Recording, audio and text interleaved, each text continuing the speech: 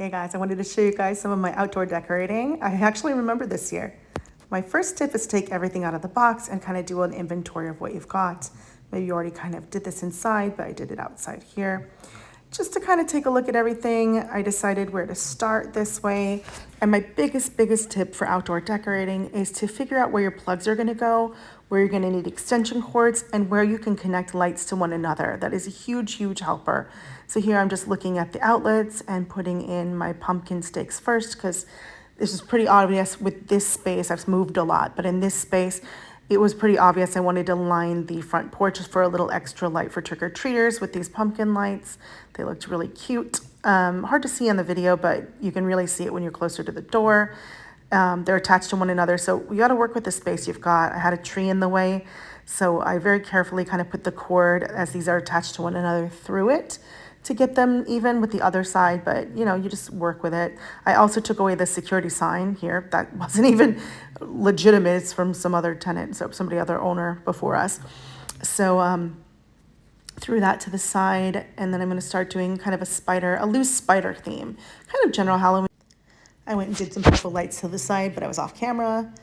Some are solar, some aren't. I love doing solar lights where you can just, they'll turn themselves on. It'll save you so much time and energy and power too. If you can have some solar lights on bushes and things where you get good sunlight. I did some close to the house over there, and then I did some that plug in too, where we don't get as much sunlight. I have made this mistake in 2 houses now. I really wanted to do the giant web centrally here, but you'll see how big it is. It's pretty big.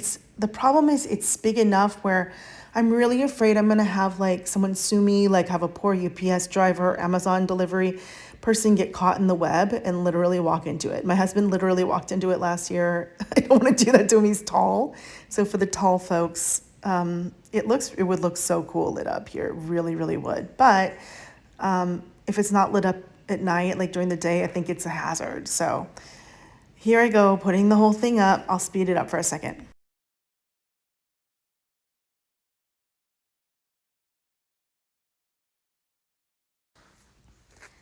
This is when I realized that the letter is just only slightly taller than me, and anyone taller than that is going to get hit in the head. So new game plan, I decided to do what was actually my initial thought. I just wanted to see if the web would be tall enough, not tall enough. So I decided to go with these guys. I have these tri-webs and I have 2 of them. So even though things won't be quite as symmetrical, that's okay. Spider webs sometimes are, sometimes aren't. The trick is to have a little screwdriver, a very lightweight one. If you have one, I use my teeny tiny one, not my heavy duty one. And I have one of those little, what are they called? Help me out here, people. I'll think of it. Anyway, you have the things that drill the holes in their drill bits. That's what it is.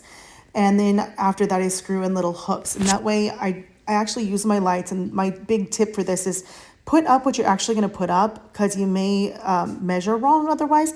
And you see exactly where the hooks need to go. I even did the cord on the sides here. That's a great way to hide cords, especially if you have columns or something that you can hide extension cords behind. It keeps the magic looking really clean and beautiful, like it just happened to light up, not plugged into anything.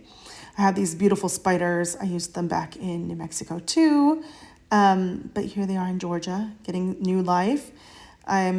I did this wrong first too, so it is trial and error. Please be easy on yourselves. Go easy on yourselves when you're decorating. Try to keep it fun and not make yourself go nuts.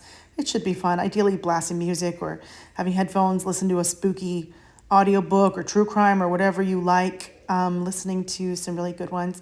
I just finished Lasher. I listened to Mayfair Witches, then Lasher for like spooky books, and Rice. And then I switched over to In the Company of Witches, which is more cozy witch book, which is really cute right now.